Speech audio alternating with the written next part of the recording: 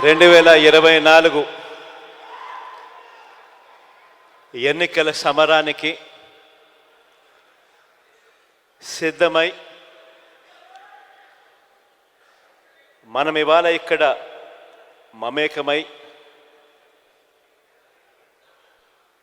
ఈ 45 రోజుల పాటు ఏ రకంగా మనం పార్టీని గ్రామ స్థాయి నుంచి బూత్ స్థాయి వరకు ఏ రకంగా బలపరుచుకుంటూ పోవాలి అనే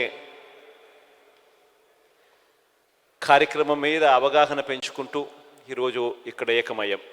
ఒకటి ప్రధానంగా కూడా అందరం కూడా గుర్తుపెట్టుకోవాల్సింది ఏమిటి అనంటే, ఎప్పుడైనా కూడా ఒక పార్టీని చూసినప్పుడు ఆ పార్టీలో ఉన్న ప్రతి కార్యకర్త రాష్ట్ర స్థాయి నుంచి చూసుకుంటే గ్రామీణ స్థాయి వరకు కూడా ప్రతి కార్యకర్త కూడా తమ నాయకుడు ఎలాంటి వాడు అని ఆ నాయకుడిని చూపించి, అదిగో అతనే మా నాయకుడు అని కాలర్ ఎగిరేసుకొని చెప్పే విధంగా ఆ నాయకుడు ఆ పార్టీ ఉండగలిగితేనే ఏ రోజైనా కూడా ఆ పార్టీకి గౌరవం ఉంటుంది. ఆ పార్టీని నమ్ముకొని ఉన్న క్యాడర్ గ్రామ స్థాయిలో తిరిగినప్పుడు, ఇంటింటికి వెళ్ళినప్పుడు ఆ క్యాడర్కి కూడా ఆ గౌరవం లభిస్తుంది. ఒక పార్టీ అన్నది ఆ మాదిరిగా వ్యవహరించాలి, పార్టీ నాయకుడు అన్నది ఆ మాదిరిగా వ్యవహరించాలి. ఈ వ్యవహరించే అంశంలో ఇందులో మరీ ముఖ్యమైన అడుగు ఏమిటి అంటే విశ్వసనీయత అన్నది. ఈరోజు నేను గర్వంగా కూడా చెప్తా ఉన్నా, వైఎస్ఆర్ కాంగ్రెస్ పార్టీ ఒక్క పార్టీ మాత్రమే బహుశా దేశ రాజకీయాలలో ఏ గ్రామానికి వెళ్ళి ఏ ఇంటికి వెళ్ళి అడిగినా కూడా విశ్వసనీయత ఉన్న పార్టీ ఒక్క వైఎస్ఆర్ కాంగ్రెస్ పార్టీయే అన్న మాట వినపడుతుంది. ఈ మాట చాలా చాలా చాలా ఒక రాజకీయ నాయకుడికి, ఒక రాజకీయ పార్టీకి చాలా చాలా అవసరమైన మాట ఇది. ఈరోజు నేను 2019కి ముందు 5 సంవత్సరాల గతంలో తెలుగుదేశం పార్టీ పాలన, చంద్రబాబు నాయుడు గారి పాలన చూశారు. 2014లో చంద్రబాబు నాయుడు గారు ఒక మేనిఫెస్టో తీసుకొచ్చాడు. ప్రతి సామాజిక వర్గానికి ఒక పేజ్ కేటాయిస్తూ తాను అధికారంలోకి వస్తే అది చేసేస్తాను, ఇది చేసేస్తాను అని చెబుతూ ప్రధానమైన ముఖ్యమైన వాగ్దానాలు కూడా చేశాడు. రైతన్నలకు రుణమాఫీ 87,612 కోట్ల రూపాయలని తెలిసినా కూడా, సాధ్యపడదు అని తెలిసినా కూడా 87,612 కోట్ల రూపాయల రుణమాఫీ నా మొట్టమొదటి సంతకంతోనే మాఫీ చేస్తాను అన్న మాట ఇవ్వడము, మేనిఫెస్టోలో పెట్టడము. అంతటితో ఆగలేదు. బ్యాంకుల్లో పెట్టిన బంగారం ఇంటికి రావాలి అని అంటే బాబు అన్నాడు. పొదుపు సంఘాల రుణాలు అప్పట్లో దాదాపుగా 15,000 కోట్ల రూపాయలు అప్పట్లో ఉన్న ఆ రుణాలన్నీ కూడా మాఫీ చేస్తానన్నాడు. అంతటితో కూడా ఆగలేదు. ఇంటింటికి ఒక ఉద్యోగం లేకపోతే ప్రతి ఇంటికి 2,000 రూపాయలు నిరుద్యోగ భృతి అన్నాడు. ఇవన్నీ చెప్పడమే కాకుండా, ఎన్నికల మేనిఫెస్టోలో ఇవన్నీ పెట్టడమే కాకుండా, గ్రామానికి ఇంటింటికి వెళ్ళి కార్యకర్తలను పంపి దీనికి పబ్లిసిటీ ఇప్పించాడు. టీవీలలో విపరీతమైన యాడ్లు వచ్చాయి. బ్యాంకుల్లో పెట్టిన బంగారం ఇంటికి రావాలి అని అంటే బాబే రావాలి అని అడ్వర్టైజ్మెంట్లు. నాకు ఇప్పటికి కూడా గుర్తుంది అడ్వర్టైజ్మెంట్లు. తాలిబొట్టును ఎవరో వచ్చి లాగుతూ ఉంటారు ఒక అక్క చెల్లెమ్మ మడిలో నుంచి. వెంటనే ఒక చెయ్యి వచ్చి ఇలా ఆపేస్తుంది.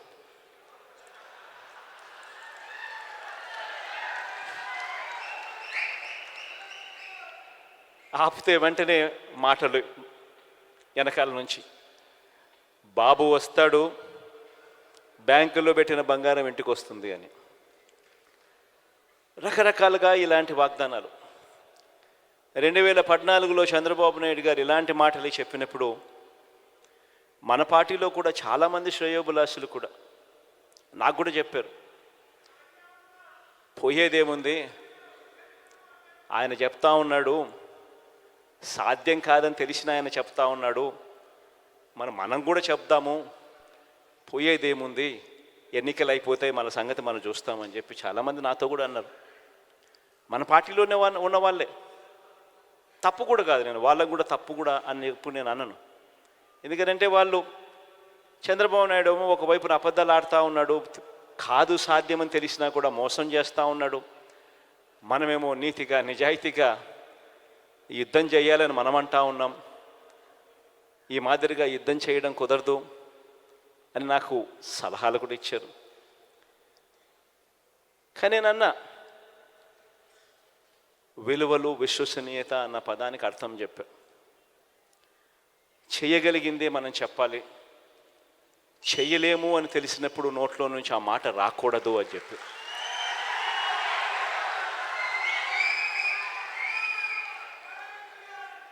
ఆ తర్వాత మనం చెప్పలేకపోయాం. చంద్రబాబు నాయుడుకు తోడు ఆయన దత్తపుత్రుడికి తోడు అప్పట్లో కేంద్రంలో కూడా మోడీ గారి గాలి కూడా వీస్తూ ఉన్నది. ఆయన కూడా వీళ్ళతో భాగస్వాముడైనాడు. అందరూ కలిసి ప్రజలను మొత్తానికైతే గొప్పగా మోసం చేశారు. మోసం చేసి అధికారంలోకి వచ్చారు. వచ్చిన తర్వాత మేనిఫెస్టో అన్నది కనపడకుండా చెత్తబుట్టలోకి వెళ్ళిపోయింది. మేనిఫెస్టో ఎక్కడ ఉంది అని కనీసం వెబ్సైట్లలో వెతికితే వెబ్సైట్లలో కూడా మేనిఫెస్టో కనిపించుకోకుండా చేశారు. ఎక్కడా కూడా ఎన్నికలప్పుడు మేము ఇది చెప్పాము, ఇలా చెప్పినాం కాబట్టి ఇది మేము చేస్తున్నాము అని చేయలేకపోగా, క్యాడర్ కనీసం గ్రామాలలో ఇళ్లకు వెళ్ళి కూడా చెప్పుకోలేని పరిస్థితి. చివరికి ఏం జరిగింది? మోసం ఎప్పుడూ నిలబడదు.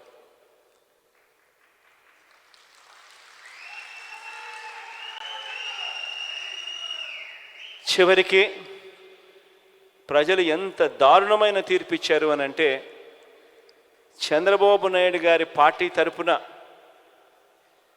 ప్రజల్లోకి వెళ్ళి క్యాంపెయిన్ చేయడానికి చంద్రబాబు నాయుడు గారి క్యాడర్ కూడా గ్రామంలో ఉన్న ఇళ్లకు కూడా వెళ్ళలేని పరిస్థితిలోకి ఆ క్యాడర్ దిగజారిపోయింది. క్యాడర్ అంటే ఫలానా నాయకుడు మావాడు అని చెప్పి కాలర్ ఎగరేసుకొని చెప్పాల్సిన పరిస్థితి నుంచి ఫలాని నాయకుడు మావాడు అని చెప్పడానికి భయపడి ఏకంగా గ్రామాలలో ఇళ్ళకు కూడా వెళ్ళి చెప్పాలంటే కూడా భయపడే పరిస్థితిలోకి క్యాడర్ పోయింది. ఎన్నికలు అయిపోయాయి. 2019 మళ్ళా చంద్రబాబు నాయుడు గారిని నమ్మిన ప్రజలందరూ కూడా మోసపోయిన పరిస్థితిలో ఎన్నికలు జరిగాయి. 2019లో మళ్ళీ మేనిఫెస్టో అన్న అంశం మీద వచ్చింది. 2019లో మనం మేనిఫెస్టో తీసుకొచ్చాం. కేవలం 2 పేజీల మేనిఫెస్టో తీసుకొచ్చాం. 2 పేజీల మేనిఫెస్టో. ఎందుకనంటే ఆ మేనిఫెస్టో అనేది ప్రజలకు గుర్తుండాలి, మనకు గుర్తుండాలి. ఆ తర్వాత అధికారంలోకి వచ్చిన తర్వాత ఆ మేనిఫెస్టో మనం తీసుకొచ్చేటప్పుడు కూడా నేను నా పాదయాత్ర సందర్భంగా ఈ మేనిఫెస్టోకు సంబంధించిన అంశాల గురించి మాట్లాడుతూ ఉన్నప్పుడు కూడా మన పార్టీలో ఉన్న వాళ్ళు కూడా కొంతమంది నన్ను అడిగారు. నాకు ఈ రోజుకి కూడా గుర్తుంటుంది ఎప్పుడైనా ఇటువంటి మాటలు అయితే. అప్పల్ నర్సయ్య అయితే నాతో విజయనగరం జిల్లాకు పోయినప్పుడు, అప్పల్ నర్సయ్యను వచ్చినాడో లేదో నాకు తెలియదు, కానీ ఇక్కడ అప్పల్ నర్సయ్య అన్న మాట నాకు గుర్తుంది. అన్నాడు, నాతోనే అన్నాడు, ఇవన్నీ సాధ్యమేనా అని. అప్పల్ నర్సయ్యతో నేను అన్నా, ఇవన్నీ ఖచ్చితంగా చేసి తీరుతామన్నా అని చెప్పి.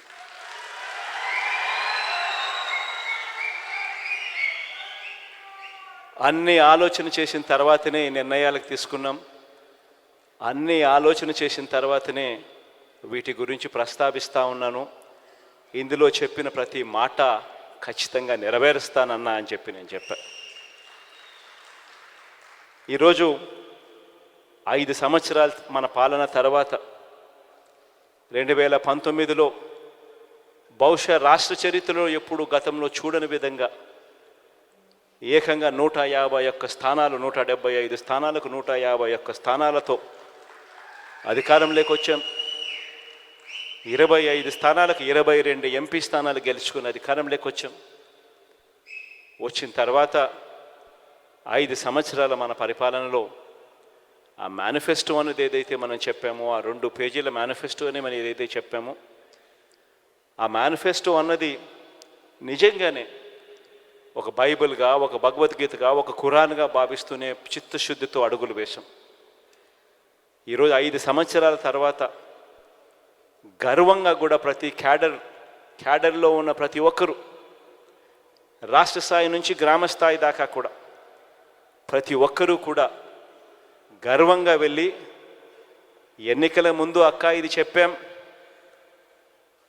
చెప్పినవన్నీ కూడా చేశాం అని ఏకంగా 99% హామీలన్నీ నెరవేర్చి మేనిఫెస్టో తీసుకొని వెళ్ళి మళ్ళీ ప్రతి ఇంట్లో చూపించి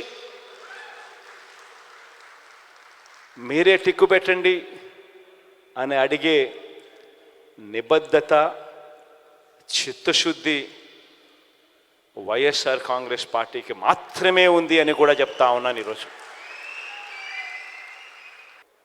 ఈరోజు ఈ మాటలు నేను ఎందుకు చెప్తా ఉన్నానంటే, ఈరోజు రాష్ట్ర వ్యాప్తంగా 87% ఇళ్లకు, ప్రతి కాన్స్టిట్యున్సీలో ఏ కాన్స్టిట్యున్సీ తీసుకున్నా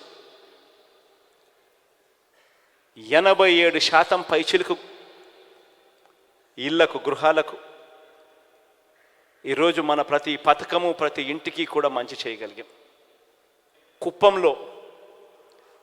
కుప్పం రూరల్ నియోజకవర్గం కాబట్టి అక్కడైతే ఏకంగా 93.29% ఇళ్లకు మంచి జరిగిన పరిస్థితులు అక్కడ ఉన్నాయి. ఇప్పుడు నేను చెప్పే విషయం చాలా చాలా జాగ్రత్తగా వినండి. ఇప్పుడు నేను చెప్పే విషయం కుప్పంలో నేను ప్రస్తావన చేస్తూ అన్నా. కుప్పంలో 87,000 ఇల్లులు, 87,000 చిల్లర ఇల్లులు కుప్పంలో ఉంటే ఏకంగా 83,000 ఇళ్లకు దాదాపుగా మంచి జరిగింది. ఆ మాట ప్రస్తావిస్తూ రాష్ట్ర వ్యాప్తంగా మీ జగన్ బటన్ నొక్కడం, నేరుగా నా అక్క చెల్లెమ్మల ఖాతాల్లోకి ఎటువంటి లంచాలు, ఎటువంటి వివక్షకు ఆస్కారం లేకుండా, ఎటువంటి లంచాలు వివక్ష లేకుండా ఏకంగా 2,55,000 కోట్ల రూపాయలు నేరుగా నా అక్క చెల్లెమ్మల కుటుంబాల ఖాతాల్లోకి వేశాము అని చెబుతూ, ఈ 2,55,000 కోట్లకు సంబంధించి ఇందులో 1,400 కోట్ల రూపాయలు కేవలం ఈ కుప్పం నియోజకవర్గంలో ఈ 83,000 ఇళ్లకు ఈ 1,400 కోట్ల రూపాయలు ఇవ్వగలిగాము అని. 45,000 కుటుంబాలు గతంలో పెన్షన్ అరకొరగా 1,000 రూపాయలు అందుకుంటా ఉన్నవి, మీ జగన్ వచ్చిన తర్వాత దాన్ని 3,000 చేశాడు. పెన్షన్ గతంలో కేవలం 30,000 ఇళ్లకు మాత్రమే వస్తూ ఉన్న పరిస్థితిని మార్చి 45,000 కుటుంబాలకు ఇవ్వడం మొదలుపెట్టింది మీ జగన్ వచ్చిన తర్వాతే అని. ఈ ఒక్క పెన్షన్ కార్యక్రమానికి ఈ 57 నెలల కాలంలో ఇచ్చింది ఒక్క కుప్పం నియోజకవర్గంలో మాత్రమే 507 కోట్ల రూపాయలు ఇచ్చాం. ఇదే మాదిరిగా చేయూత గురించి చెప్పా, ఇదే మాదిరిగా ఆసరా గురించి చెప్పా, ఇదే మాదిరిగా విద్యా దీవెన, వసతి దీవెన గురించి చెప్పా. ఇదే మాదిరిగా అమ్మఒడి గురించి చెప్పా. మొత్తంగా 83,000 కుటుంబాలకు ఏకంగా 1,400 కోట్ల రూపాయలు ఏకంగా ఈ 57 నెలల కాలంలో బటన్ నొక్కడం, నవరత్నాల ద్వారా నేరుగా నా అక్క చెల్లెమ్మల కుటుంబాల ఖాతాల్లోకి వెళ్ళిపోవడం. ఈ డబ్బుల్లో కూడా, ఈ 1,400 కోట్లలో కూడా ఆ పేదలకు ఇచ్చిన ఇళ్ల పట్టాల గురించి ప్రస్తావన లేదు. ఎందుకంటే అది కూడా కలుపుకుంటే ఈ 1,400 కోట్ల కంటే ఇంకా చాలా ఎక్కువ. ఎందుకు నేను ఈ మాటలు మాట్లాడుతూ ఉన్నానంటే, ఏ నాయకుడైనా కూడా ఒక అటువైపున 83,000 కుటుంబాలకు ఈ స్కీమ్లో ఇన్ని వేల కోట్లు, ఈ స్కీమ్లో ఇన్ని వేల కుటుంబాలకు ఇన్ని వందల కోట్లు, ఈ స్కీమ్లో ఇన్ని వేల కుటుంబాలకు ఇన్ని వందల కోట్లు, ఈ స్కీమ్లో ఇన్ని వేల కుటుంబాలకు ఇన్ని వందల కోట్లు ఇచ్చామని చెప్పి చెప్తా ఉన్నప్పుడు అటువైపున ప్రత్యర్థికి గుండెల్లో రైళ్లు పరిగెత్తడం ఖచ్చితంగా మానవ్. ఇది వాస్తవం. ఈ డేటా నియోజకవర్గ స్థాయి నుంచి, మండల్ స్థాయి నుంచి, సచివాలయం స్థాయి దాకా కూడా మీ అందరికీ అందుబాటులో ఉంది. ఎప్పుడు జరగని విధంగా జరిగిన గొప్ప కార్యక్రమం కేవలం ఈ 57 నెలల కాలంలో జరిగింది. ఎప్పుడు చూడని విధంగా పరిపాలనలో సంస్కరణలు తీసుకొచ్చాం, మార్పులు వచ్చాయి. అసలు గతంలో ఎప్పుడు ఊహకు కూడా అందల. నిజంగా ఇది సాధ్యమేనా? ఎవడైనా ఎన్నికలకు ముందు ఎవరైనా మనల్ని వచ్చి, మీలో ఎవరినైనా వచ్చి ఇన్ని వందల కోట్ల రూపాయలు, ఇన్ని లక్షల రూపాయలు ప్రతి ఇంటికి ఇవ్వడం, అది కూడా లంచాలు లేకుండా, వివక్ష లేకుండా ఇవ్వడం సాధ్యమేనా అని అంటే మీలో ప్రతి ఒక్కరూ కూడా అలా నవ్వేసి అలా వదిలేస్తారు, సాధ్యమయ్యేది కాదు అనే మాట. కానీ ఈ 57 నెలల కాలంలో లేదు, ఇది సాధ్యమే అని ప్రతి ఇంటికి చూపించగలిగాం. ఎక్కడ లంచాలు లేకుండా, ఎక్కడ వివక్ష లేకుండా నేరుగా అక్క చెల్లెమ్మల ఖాతాల్లోకే నేరుగా ఆ డబ్బులు వెళ్ళిపోయి ఆ అక్క చెల్లెమ్మ కంటికే కనిపించే విధంగా చూపించగలిగాం.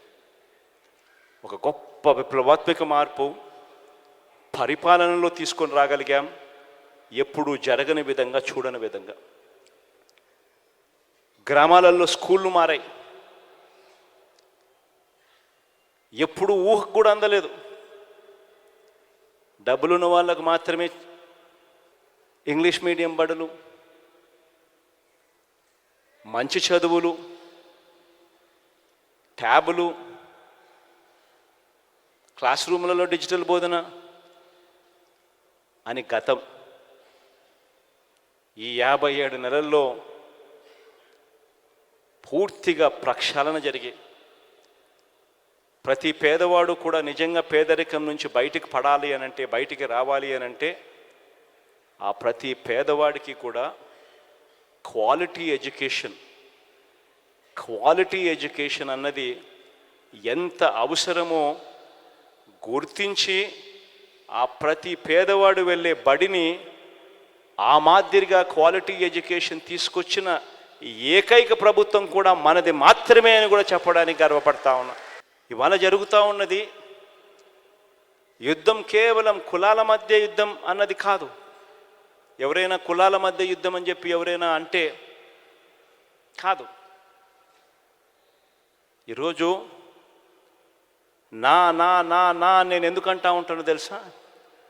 ఎందుకంటే వాళ్ళు అట్టడుగున ఉన్న పేదవర్గాలు కాబట్టి. నా ఎస్సీలు, నా ఎస్టీలు, నా బీసీలు, నా మైనారిటీలు అని అంటూనే నా నిరుపేదలను కూడా నేను అంట.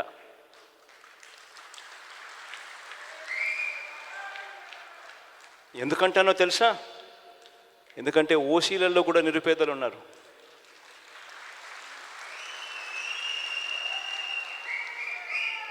ఇవాళ జరుగుతూ ఉన్నది కులాల మధ్య యుద్ధం కాదు. ఇవాళ జరుగుతూ ఉన్నది క్లాష్ వార్. గుర్తుపెట్టుకోండి. పేదవాడు ఒకవైపున, పెత్తందారులు మరోవైపున. ఇవాళ జరుగుతూ ఉన్నది ఇక్కడ. మీ జగన్ ఉంటే పేదవాడు బాగుపడతాడు.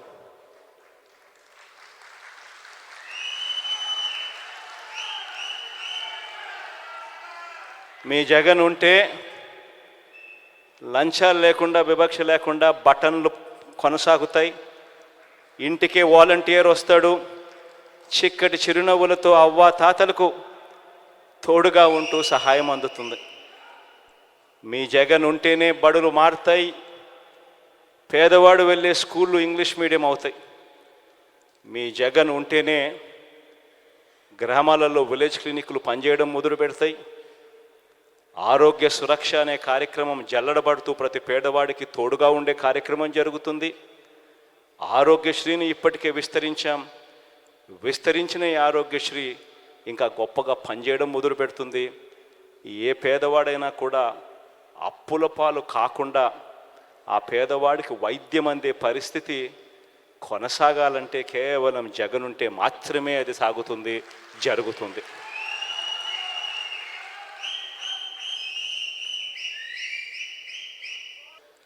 ఏ పథకం ఏ సమయంలో ఎప్పుడు ఇవ్వాలనో ఆ సమయం దాటిపోకమునిపై ఆ రైతన్నను చేపట్టుకొని నడిపించే, గ్రామస్థాయి నుంచి నడిపించే ఆర్బీకే వ్యవస్థలు ఈరోజు గొప్పగా పనిచేస్తూ ఉన్నాయి.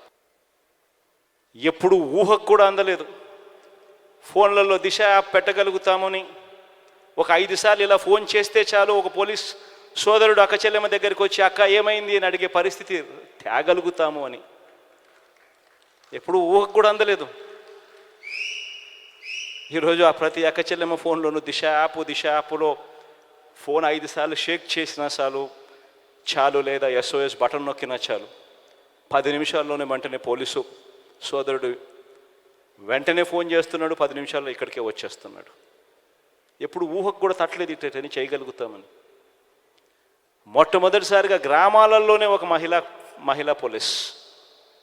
ఇవన్నీ కూడా ఎప్పుడూ చూడని విధంగా జరిగిన మార్పులు. ఇవన్నీ కూడా ప్రతి పేదవాడి ఇంటికి తీసుకొని పోవాలి. ఇవన్నీ కొనసాగాలి అని అంటే కేవలం మళ్ళీ జగన్ అయితేనే ఇవన్నీ కొనసాగుతాయన్న మెసేజ్ తీసుకొని పోవాలి.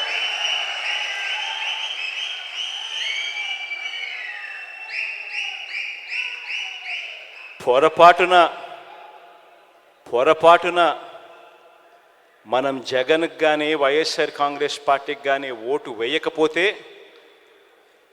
పొరపాటును కూడా అది జరిగింది అని అంటే మన అంతటా మనమే మళ్ళీ వాలంటీర్ల వ్యవస్థ మాకొద్దు, జన్మభూమి కమిటీలు కావాలి అని చెప్పి మనమే సంతకం పెట్టినట్టే. మనంతటా మనమే మేనిఫెస్టోను ఒక బైబిల్గా, ఒక భగవద్గీతగా, ఒక ఖురాన్గా భావిస్తూ ప్రతి నెల సంవత్సరం పొడుగునా ఏ నెలలో ఏమిస్తాము, ఏ పథకం వస్తుంది అని చెప్పి ఏకంగా షెడ్యూల్ ఇచ్చి, క్యాలెండర్ ఇచ్చి ప్రతి నెల కూడా అమలు చేస్తూ ఉన్న ఈ పథకాలన్నీ కూడా మనమంతటా మనమే వద్దు అని సంతకం పెట్టి ఇచ్చేసినట్టే. మళ్ళీ మేనిఫెస్టో చెత్తబుట్టలోకి వెళ్తుంది. మళ్ళీ ఎవడు పేదవాడి గురించి ఆలోచన చేసే పరిస్థితి ఉండదు. విశ్వసనీయత అన్న పదానికి అర్థం ఎక్కడా ఉండదు. మళ్ళీ పేదవాడు బతుకు చిన్న భిన్నమే అన్న సంకేతం ప్రతి పేదవాడి ఇంట్లోనూ వెళ్ళాలి. ప్రతి పేదవాడికి చెప్పాలి, అమ్మా జగన్ ఏదైనా చెప్తే చేస్తాడు. చెప్పే ముందు 4 సార్లు ఆలోచన చేస్తాడు. చేయగలిగింది మాత్రమే చెబుతాడు. కానీ చంద్రబాబు నాయుడు అలాంటి వ్యక్తి కాదు. ఎన్నికల కోసం, ఓట్ల కోసం ఏమైనా చెబుతాడు, ఎవరినైనా మోసం చేస్తాడు అవసరం కోసం అన్నది మన కళ్ళ ఎదుటనే కనిపించిన సత్యం. 2014లో ఇదే చూశాం, దానికన్నా ముందు ఇదే చూశాం. ఇవాళ తాను కేజీ బంగారం ఇస్తానని చెప్తున్నాడు, ప్రతి ఇంటికి బెంజ్ కారు కొనిస్తానంటున్నాడు. మళ్ళీ జరగబోయేది మాత్రం మళ్ళీ ఇదే అమ్మా అని చెప్పి ప్రతి ఇంటికి వెళ్ళి చెప్పే పరిస్థితి రావాలి. ఈ 45 రోజుల్లో ఇక ఎన్నికలు జరగబోతున్నాయన్న సంగతి జ్ఞాపకం పెట్టుకోండి. ఈ 45 రోజులు దాదాపుగా మన పార్టీలో అయితే మోరల్లెస్ టికెట్లన్నీ మోరల్లెస్ అందరికీ కన్ఫర్మ్ అయినట్టే. మోరల్లెస్ ఎందుకంటే మార్చాల్సినటువన్నీ దాదాపుగా ఇప్పుడే 99% మార్చేసినాము. ఇంకా ఏదైనా ఉంటే ఒకటో అరో ఏదో అన్నా ఉంటే అక్కడో ఇక్కడో ఏదో ఉంటే మొత్తం కలిపినా కూడా పెద్ద ఎక్కువేమి ఉండవు. కాబట్టి అందరికీ మోరల్లెస్ కన్ఫర్మే. కాబట్టి ఖచ్చితంగా పోండి, ఆర్గనైజేషన్ మీద ధ్యాస పెట్టండి. ఇంతగా ప్రతి ఇంటికి మంచి చేసి ఇదిగో ఇన్ని లక్షలు మీ ఇంట్లో మంచి జరిగింది అని చెప్పి ఏకంగా లెటర్ల రూపకంలో ఇచ్చి ఆ జరిగిన మంచిని చెప్పగలిగిన పరిస్థితి బహుశా దేశ చరిత్రలో ఏ పార్టీ కూడా తమ ఎమ్మెల్యే అభ్యర్థులకు ఇచ్చిన పరిస్థితి ఎప్పుడూ ఉండకపోవచ్చు. ఒక్క వైఎస్ఆర్ కాంగ్రెస్ పార్టీ మాత్రం మన ఎమ్మెల్యేలకు ఆ అవకాశం ఇస్తూ ఉంది. కాబట్టి మీరు చేసుకోవాల్సిందల్లా ఇంకా ఆర్గనైజేషన్ మీద ధ్యాస పెట్టడం.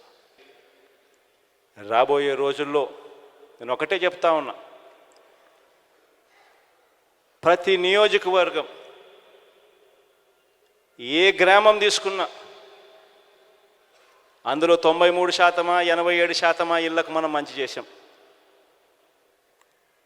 93, 87 అయితే నగరాలు సిటీలు అయితే 80 ఎక్కడ చూసినా ఈ స్థాయిలో మంచి జరిగింది. మరి 87% ఇళ్లకు మంచి జరిగితే అది ఏ నియోజకవర్గం అన్నా ఉండని, కుప్పం నుంచి ఇచ్చాపురం వరకు ఏ నియోజకవర్గం అన్నా ఉండని, ఇదే పరిస్థితి ప్రతి నియోజకవర్గంలో కూడా జరిగితే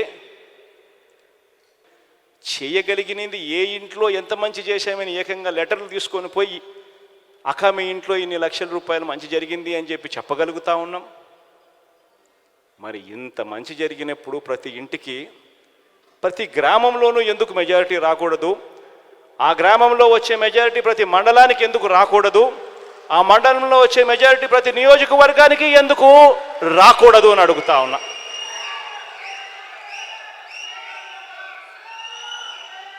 అది కుప్పమైనా సరే, ఇచ్చాపురమైనా సరే ఎందుకు జరగకూడదు అని అడుగుతా ఉన్నా. ఎస్, కొద్దో గొప్ప మన ప్రత్యర్థులు రకరకాల కాస్ట్ ఫీలింగ్స్ తీసుకొస్తారు. ఎందుకంటే ఇక్కడ జరిగేది కాస్ట్ వార్ కాదు, ఇక్కడ జరిగేది క్లాష్ వార్. పేదవాడు బ్రతకాలి అంటే వైఎస్ఆర్ కాంగ్రెస్ పార్టీ రావాలి, పేదవాడు బాగుపడాలి అంటే వైఎస్ఆర్ కాంగ్రెస్ పార్టీ రావాలి, పేదవాడికి భవిష్యత్తు ఉండాలి అంటే వైఎస్ఆర్ కాంగ్రెస్ పార్టీ రావాలి. ఈ అంశం ప్రతి ఇంటికి కూడా వెళ్ళి చెప్పగలగాలి. ఇక నేను చేయగలిగిందంతా నేను చేశా. మీ చేతుల్లోకి ఎవ్వడు, ఏ రాజకీయ పార్టీ, ఏ రాజకీయ నాయకుడు ఎప్పుడు ఇవ్వని ఆయుధాలు మీ అందరి చేతుల్లో నేను పెట్టా.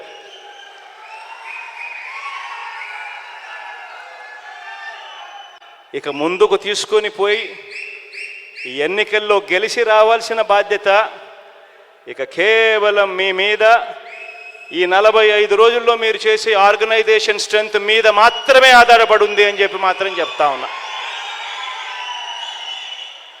ప్రతి ఒక్కరూ కూడా రెట్టించిన ఉత్సాహంతో పోండి. మంచి చేశాం, మంచి చేసి ఓటు అడుగుతా ఉన్నామన్న ఒక గొప్ప సంతృప్తితో పోండి. పోయి ఈసారి మాత్రం లాస్ట్ టైం నాకు 151 వచ్చాయి, లాస్ట్ టైం 22 ఎంపీలు వచ్చాయి. ఈసారి మాత్రం 175కు 175 రావాల్సిందే. ఆ దిశగానే అడుగులు పడాలి. 25కి 25 ఎంపీలు రావాల్సిందే. అన్న దిశగానే అడుగులు పడాలి. ఆ దిశగానే అంతే కాన్ఫిడెన్స్తో అడుగులు వేయమని చెప్పి మీ అందరికీ కూడా all the very best wishes తెలియజేస్తూ సెలవు తీసుకుంటా ఉన్నాను.